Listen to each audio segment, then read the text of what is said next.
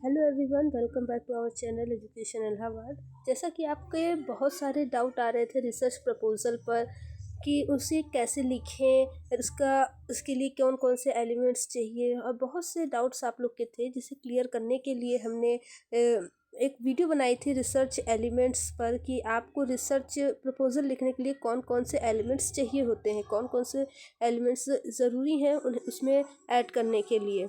ठीक है, तो आज हम बनाने वाले हैं कि राइटिंग प्रोसेस। सॉरी, क्योंकि हमारा वीडियो जो है बहुत लेट में आ रहा है। रिसर्च एलिमेंट हमने बहुत पहले ही बताया, लेकिन राइटिंग प्रोसेस आने में थोड़ा सा लेट हो गया क्योंकि इस समय मेरा शेड्यूल बिजी चल रहा था। ठीक है, तो आज हम राइटिंग प्रोसेस के बारे में जानते हैं। आई होप कि आप लोगों ने रिसर्च एलिमेंट अपना पूरा कलेक्ट कर लिया होगा और अब उसे बताए अनुसार लिखने की कोशिश करेंगे। ओके, चलिए हम स्टार्ट करते हैं अपना आगे की वीडियो। देखिए, सबसे पहले हमारा आता है आइडेंटिफाई द रिसर्च प्रॉब्लम, यानी कि आपको सबसे पहले रिसर्च प्रॉब्लम अपनी आइडेंटिफाई करनी है कि आपने जो अपने टॉपिक्स लिए हैं उसकी क्या प्रॉब्लम है, आप उसे क्यों लेना चाह रहे हैं। ठीक है, और रिसर्च प्रॉब्लम जैसा कि मैंने लास्ट वीडियो में बताया था कि रिसर्च प्रॉब्लम रिसर्च गैप से निकलती है। तो आप रिसर्च गैप जानिए कि जो हमारा जो लिटरेचर है, जितने भी चीज़ें हैं उसके बारे में, जितने भी शोध हुए हैं, आर्टिकल्स वगैरह हैं, जितने भी उसके बारे में अब तक की नॉलेज है वो, और अभी की जो नॉलेज है जितनी भी है, अगर आप उसको देख रहे हैं उसमें कुछ गैप दिखाई देता है, तो आपका रिसर्च उस गैप को फुलफिल कैसे करेगा, और यही रिसर्च प्रॉब्लम यहीं से आपकी पैदा होती है। ठीक है, तो आप जो है इसे देखिएगा। रिसर्च प्रॉब्लम आपका सबसे इम्पोर्टेंट होता है क्योंकि इसी पे आपके पूरे रिसर्च जो है टिकी होती है। ठीक है, दिस इज़ मोस्ट इम्पॉर्टेंट, और आप इसे जो है बहुत अच्छे से रिसर्च टॉपिक को चूज़ कीजिएगा जिसकी रिसर्च प्रॉब्लम हो कि आप उस सब्जेक्ट में क्या अपना योगदान दे रहे हैं इस शोध के माध्यम से। ठीक है, तो आप अपना रिसर्च प्रॉब्लम देखेंगे, इसे आइडेंटिफाई करेंगे। ठीक है, चलिए अब नेक्स्ट देखते हैं।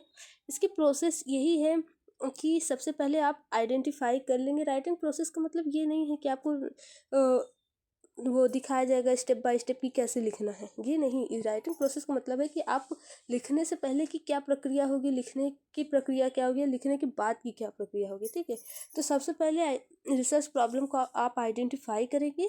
ठीक है, उसके बाद जो है आप देखिए नेक्स्ट स्टेप क्या है। नेक्स्ट है कंडक्ट प्रिलिमिनरी रिसर्च।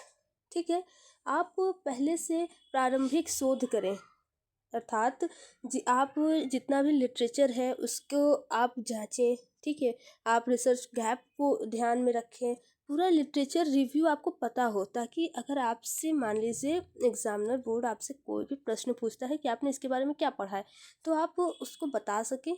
ठीक है, और उसका गैप जो है आपको तभी पता चलेगा कि जब आप लिटरेचर रिव्यू करेंगे। ओके, तो आपको सबसे पहले इसके बारे में पढ़ना है, रिसर्च रिव्यू को। और देखिए, जैसा कि कभी जब आप जाएंगे इंटरव्यू में तो उसमें आपसे क्वेश्चन किया जा सकता है कि आपने रिसर्च प्रपोजल लिखा है उसके बारे में आपने कितना पढ़ा है। तो आप जैसे, ऐसा नहीं कि आप हवाबाज में कोई भी रेफरेंस दे दें या फिर कोई भी लिटरेचर रिव्यू कुछ भी उठा के डाल दें। आप नहीं, आपने जो जो लिटरेचर रिव्यू डाला है, जो जो रेफरेंसेस डाले हैं वो ऑथेंटिक होने चाहिए और आप उसको स्टडी किए हुए हो, आप जो डाले हैं उसके बारे में आपको नॉलेज हो। ठीक है, तो लिटरेचर रिव्यू को अगर आप जो भी डाल रहे हैं उसको एक बार स्टडी करके जाएंगे। ठीक है, आप अपना डिफेंस भी तैयार करेंगे। ठीक है, ऐसा नहीं है कि आप सिर्फ रिसर्च प्रपोजल बना लिए और चल दिए, आप अपना डिफेंस तैयार करेंगे कि आपके रिसर्च प्रपोजल से अगर कुछ भी पूछा जाए तो आप उसको डिफेंड कर सकें। ठीक है, चलिए नेक्स्ट देखते हैं। नेक्स्ट है हमारा डेवलप अ फ्रेमवर्क। जैसे कि मैंने देखा है, या कई स्टूडेंट दिखा रहे थे मुझे, चेक करवा रहे थे कि उन्होंने अपने रिसर्च प्रपोजल में फ्रेमवर्क लिख दिया है। देखिए, फ्रेमवर्क लिखा नहीं जाता है कि आप कैसे वो करेंगे। आपका रिसर्च प्रपोजल एक तरह से खुद ही फ्रेमवर्क की जैसे है कि आप अपना जो टेंटेटिव रिसर्च है वो कैसे करेंगे। ठीक है, उसमें आपको फ्रेमवर्क लिखने की कोई आवश्यकता नहीं है। ये फ्रेमवर्क सिर्फ एक डिज़ाइन किया जाता है कि आप कैसे बनाएंगे। ठीक है, आप अपना शोध कैसे बनाएंगे, ये रिसर्च करने के पहले की प्रक्रिया होती है कि आप क्या कैसे करेंगे।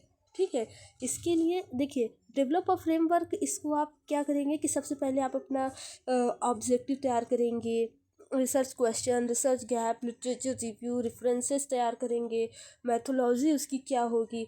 तो ये जितना भी पूरा स्ट्रक्चर है आप उसको स्ट्रक्चर को पूरा सा तैयार कर लेंगे। तो वो उसी को कहते हैं डेवलप अ फ्रेमवर्क, कि आप उसको एक रफली तैयार कर ले कि हाँ हमें किन किन बातों का ध्यान रखना है कि सबसे पहले हम क्या करेंगे, उसके बाद क्या करेंगे, और फिर इसके अंदर क्या करेंगे। तो वो सारा चीज़ आपको करना है। और फ्रेमवर्क में आप एक सीक्वेंस को ध्यान रखेंगे। ऐसा नहीं कि कुछ भी पहले सबसे पहले आपने लिटरेचर रिव्यू ही लिख दिया, या ऑब्जेक्टिव बाद में लिख रहे हैं, या इंट्रो देने के बाद आपने सीधा कॉन्सेप्चुअल फ्रेमवर्क लिख दिया। ऐसा नहीं करिएगा। टेंटेटिव चैप्टर्स वगैरह को ऐड करिएगा, क्योंकि बच्चे उसे करना भूल जाते हैं या फिर नहीं कर पाते, उनको नॉलेज नहीं रहती। तो टेंटेटिव चैप्टर्स ऐड कीजिएगा, वो इम्पोर्टेंट है।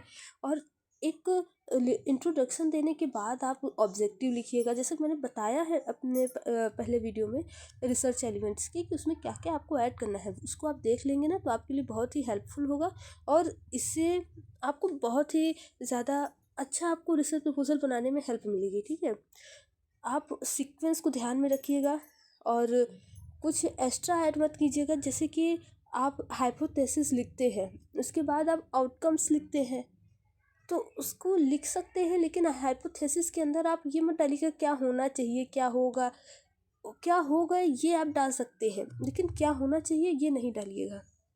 ठीक है, और जैसे मैथोलॉजी मैंने देखी है कई बच्चों की, तो वो उन्होंने डाल दिया है कि कैसे करेंगे। पद्धति का मतलब ये नहीं है कि आप कैसे कैसे करेंगे, उसको इलेबोरेट नहीं करेंगे, आपसे बताएंगे कि आप किस मेथड का यूज़ कर रहे हैं। ठीक है, तो ये सब बातों का आप ध्यान रखिएगा, उसी के अकॉर्डिंग अपना फ्रेमवर्क डेवलप कीजिएगा। चलिए नेक्स्ट देखते हैं,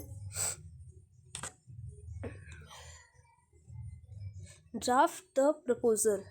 ठीक है, अब आप जब आप इतनी प्रिपरेशन कर लेंगे तो आप अपना प्रपोजल ड्राफ्ट करेंगे, अपने प्रपोजल को लिखेंगे, और एक रफली लिखेंगे सबसे पहले, कि आप लिखेंगे, उसके बाद पढ़ेंगे कैसा लग रहा है कैसा नहीं, उसमें क्या क्या कमियां हैं वो सब आप देखेंगे। ठीक है, और एक सीक्वेंस में लिखेंगे, सीक्वेंस को भूलिएगा नहीं, और एक प्रॉपर रिसर्च प्रपोजल तैयार कीजिएगा कि कोई भी देख के उसको मतलब कि रिजेक्ट ना करे। ठीक है, तो आप उसको ध्यान में रखिएगा, सारे एलिमेंट्स आप उसको लिखेंगे रिसर्च प्रपोजल में अपने, और क्या उससे आपकी हाइपोथेसिस है वो सब वगैरह लिखिएगा, और ऑथेंटिक रिसर्च प्रपोजल तैयार करने की कोशिश कीजिएगा। रेफरेंसेस अच्छे से अच्छे दीजिएगा, ताकि आप साहित्य चोरी के अंतर्गत आपका रिसर्च प्रपोजल ना आ जाए।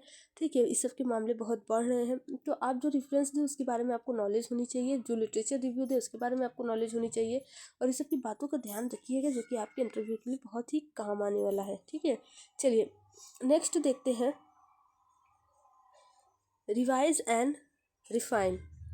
इसका मतलब ये है कि आपने जो रिसर्च प्रपोजल तैयार कर लिया है उसको उसे रफली तैयार किया है, अब उसको एक बार रिवाइज कीजिए, और जो भी उसमें कमियां हैं उसको आप फिर से रिफाइन कीजिए, और एक क्लैरिटी आनी चाहिए आपके रिसर्च प्रपोजल में, कि जो भी आपका रिसर्च प्रपोजल देखे तो उसे आपके रिसर्च से जो है उसके अंदाज़ा लग जाए कि आप क्या करने वाले हैं, कैसे करने वाले हैं, मतलब कि वो आप जो 5 साल अपने रिसर्च पर देने वाले हैं।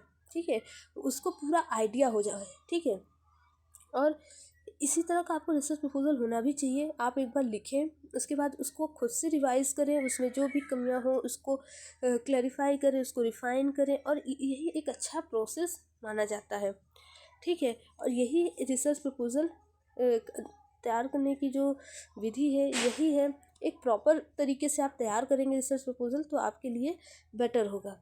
ओके, चलिए, और जो रिसर्च एलिमेंट्स हैं उसको आप ध्यान रखेंगे, इंट्रोडक्शन, ऑब्जेक्टिव, रिसर्च गैप, ये सब रिसर्च क्वेश्चन, तो ये सब आप ध्यान रखेंगे, ये सब बेसिक है। Hypothesis, literature review, tentative chapters भी ऐड करिएगा, और जो आप उसके अंदर इंट्रोडक्शन दे रहे हैं तो ज़्यादा नहीं दीजिएगा, थोड़ा सा दीजिएगा, यानी कि एक ज़्यादा बड़ा मत लिखिएगा, जैसे 2-3 पेज के बच्चे लिख दे रहे तो उतना नहीं लिखिएगा, एक प्रॉपर वर्ड लिमिट में लिखिएगा। और उसके साथ ही साथ जो रिसर्च मेथोलॉजी है आप उसमें बताएंगे कि आप कैसा डाटा कलेक्ट कर रहे हैं, प्राइमरी डाटा कलेक्ट कर रहे हैं या सेकेंडरी डाटा कलेक्ट कर रहे हैं। ठीक है, आपके वेरिएबल्स कैसे हैं, उसके बाद आप किस मेथड का यूज़ कर रहे हैं, ये सब इम्पॉर्टेंट है। उसके अंदर ये मत लिखिएगा कि कैसे करेंगे, क्या होना चाहिए, ये सब नहीं लिखते हैं, ठीक है। इसके बाद आप रेफरेंसेस पे ध्यान ही दीजिएगा, और उसमें जो है कि आप कई स्टाइल में आता है, जैसे शिकागो स्टाइल है और भी कई स्टाइल है, तो आपको जो अच्छा लगे वो आप लिखिएगा। वैसे मैंने लास्ट वीडियो में ये सब के बारे में बताया है, आप जाके उसको देख सकते हैं कैसे क्या करना है, ठीक है। और लिटरेचर रिव्यू जो है कि आपको लिखना है, पैरा वाइज लिखनी है, आपने यहाँ पे नाम लिख दिया या फिर उसके बाद बता दिया, और डीपली लिखना है, ठीक है।